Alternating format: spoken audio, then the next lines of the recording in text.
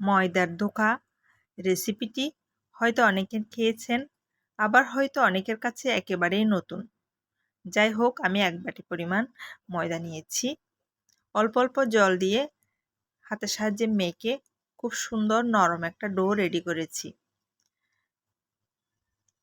1 ঘন্টার জন্য আমি রেস্টে রেখে দেব। 1 ঘন্টা পরে পরিষ্কার জলে হাত দিয়ে মেখে মেখে ভালো করে ধুইতে হবে। প্রায় 7-8 বার ধুইতে হয়। যত ধুবো আমি তত এভাবে সাদা জল বেরোবে। একটা সময় দেখা যাবে আর সাদা জল বেরোচ্ছে না, একদম পরিষ্কার জল বেরোচ্ছে। আমার ধোয়া হয়ে গেছে। এবার আমি জল ঝরিয়ে রাখবো। একটা জায়গার মধ্যে নিয়ে আমি জল ঝরতে দিয়েছি। অন্যদিকে আমি কড়াইতে তেল গরম করে হাতের সাহায্যে এভাবে ছোট ছোট টুকরো করে গরম তেলে এভাবে ছাড়তে হবে। খুব সময় নিয়ে কাজটা করতে হবে। একদম লাল লাল করে ভাজা যাবে না, হালকা করেই ভাজতে হবে। বেশি কড়া করে ভাজলে টেস্টটা নষ্ট হয়ে যায়। এভাবে আমি সবগুলো ভেজে নেব। আমার ভাজা হয়ে গেছে সবগুলা। অন্যদিকে আমি আলু কেটে নিয়েছিলাম, বাদাম, আদা আর জিরে পেস্ট করে নিয়েছিলাম, টমেটো পেস্ট করে নিয়েছিলাম। কড়াইতে তেল গরম করে আমি আলুগুলো হালকা করে ভেজে নেব।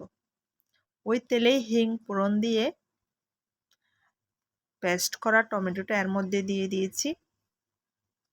এরপর আমি হলুদ গুঁড়ো, লঙ্কার গুঁড়ো আর কিছু মশলার গুঁড়ো, নুন পেস্ট করে রেখেছিলাম ওটা এর মধ্যে দিয়ে দিয়েছি। খুব ভালো করে কষিয়ে নিতে হবে।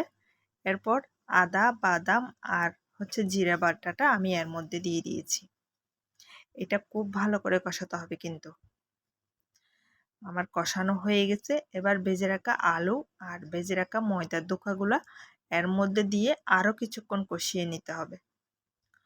সামান্য পরিমাণ জল দিয়েছি, নিচে দিয়ে পুড়ে যাচ্ছিল। 2-1 মিনিট কষিয়ে নিয়েছি। আমার প্রায় কষানো হয়ে গেছে। তারপর আমি 2 কাপ পরিমাণ জল অ্যাড করেছি। 2 কাপ পরিমাণ জল দিয়ে একটু নেড়ে ছেড়ে দিয়ে অল্প একটু লবণ কম ছিল আর একটু লবণ দিয়ে দিয়েছি।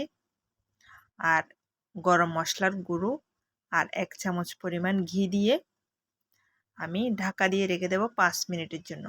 5 মিনিট পরে আমার রান্না একদমই রেডি। এই ময়দার ধোকা রেসিপিটি যারা খেয়েছেন তারা জানেন এটা কতটা টেস্ট। একবার খেলে আপনি অবশ্যই এর প্রেমে পড়ে যাবেন।